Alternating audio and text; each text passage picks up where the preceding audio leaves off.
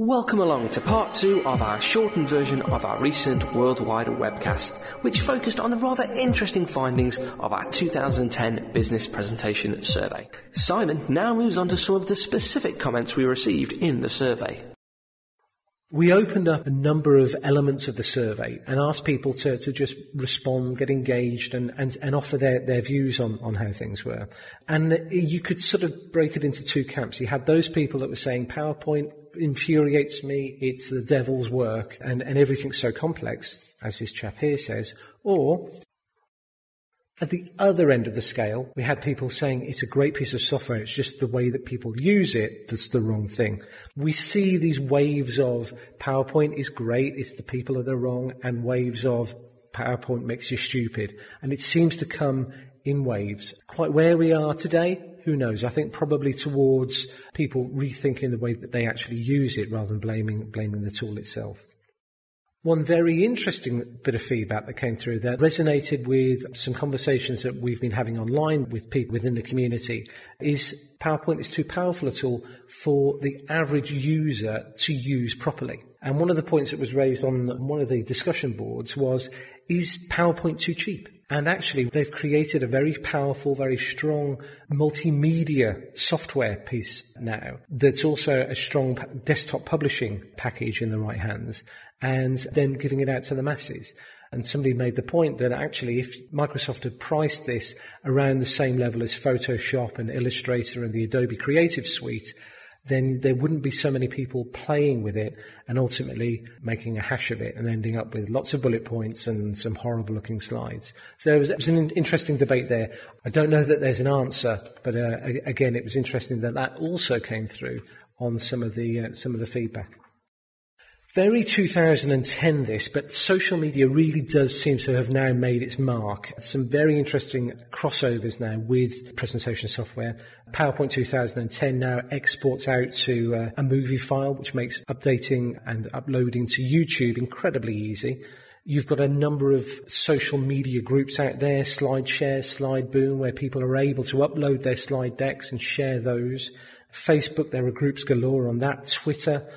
Twitter's a very interesting one in the fact that there are more and more people now acknowledging that Twitter does play an interesting part in the presentation process.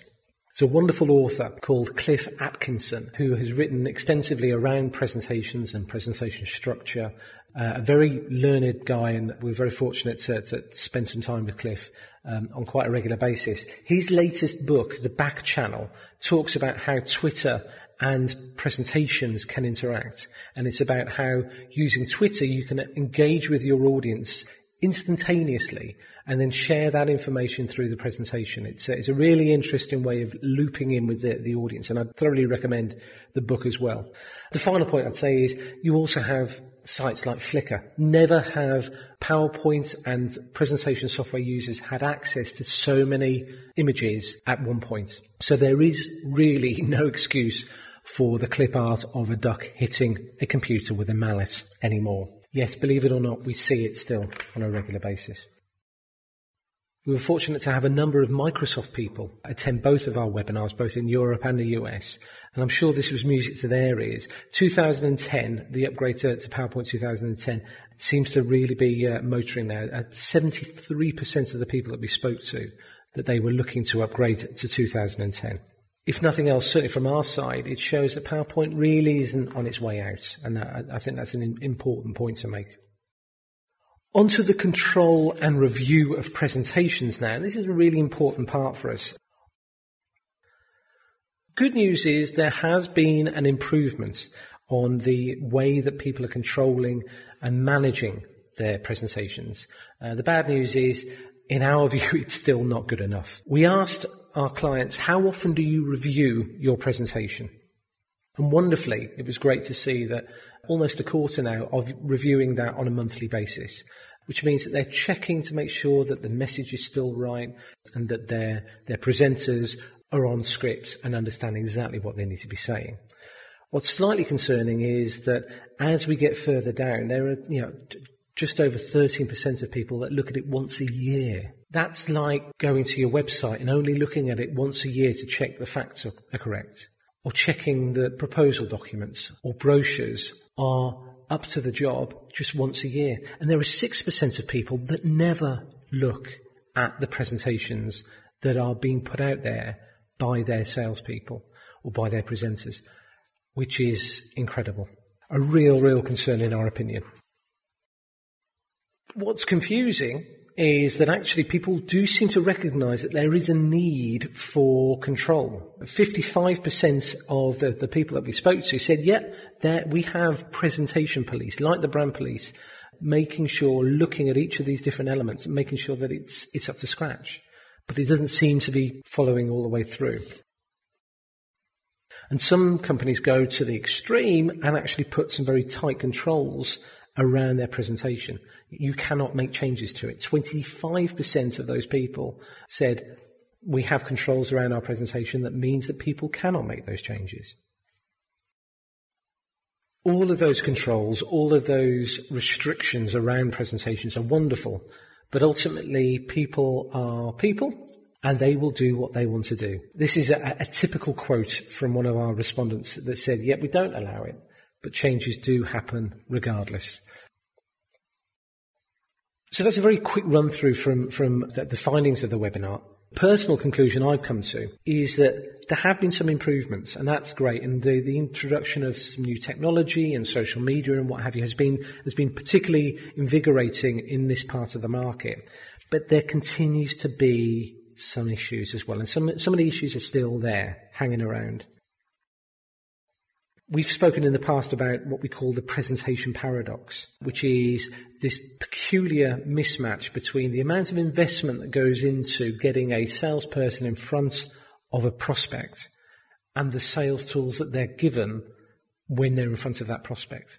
We talk through, the investment in people, in product development, in marketing that product, in training the salespeople to make the most out of the sales opportunity. It's a huge amount of investment that goes into it.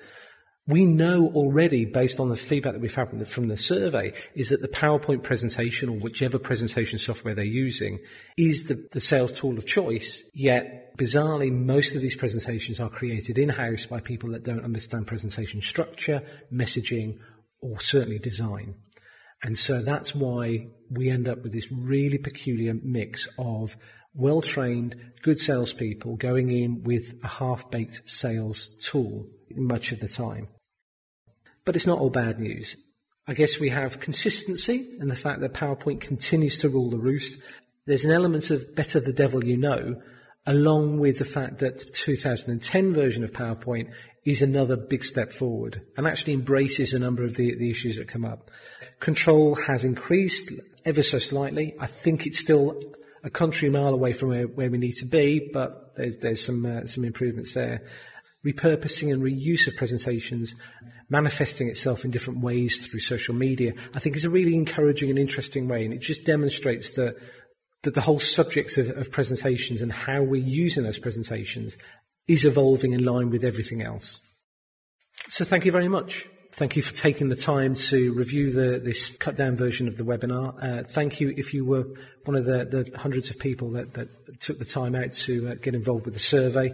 And please remember, we are always available to answer any questions, any thoughts that have been sparked by this webinar. We'd love to hear from you.